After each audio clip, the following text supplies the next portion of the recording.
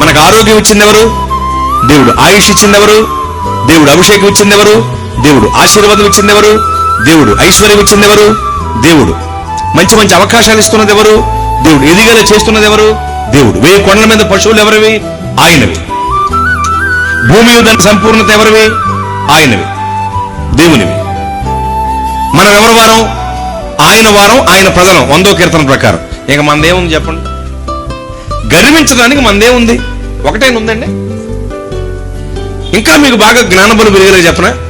అపోస్తుల కార్యముల గ్రంథం 17వ అధ్యాయం మీరు 25వ వచనం చదువుకుంటే అక్కడ ఎలా ఉంటుంది చదవండి ఒకసారి. ఆయన అందరిక కొందరిక అందరికిని ఒకటి జీవమును మును ఊపిరిని సమస్తమును.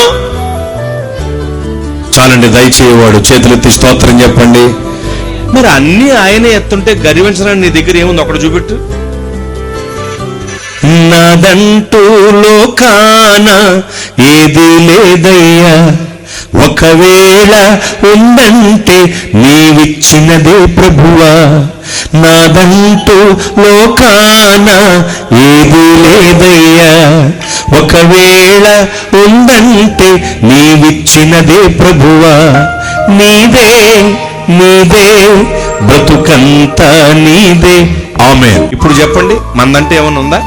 అందుకని మనం అసలు గర్వించకూడదండి. ఒకవేళ గర్వ మనసు నీలోకి వస్తుంటే వెంటనే దేవుని సన్నిధికి వెళ్ళి బోర్లా పడుకుని పోయేలాగా సాష్టాంగ పడిపో. దేవా, ఒక్క క్షణం గర్వం నాలోకి వచ్చిందయ్యా, నన్ను క్షమించని క్షమాపణ కోరు. ఎందుకంటే మనం అతిశయించటానికి, గర్వించటానికి మనదంటూ ఏది లేదు. మనం ఏమైనా అతిశయిస్తే దేవునిలో అంటూ కట్టబడ్డామని అతిశయించాలి దేవుణ్ణి బట్టి. కనుక ఎవరు గర్వించాల్సిన అవసరం లేదండి.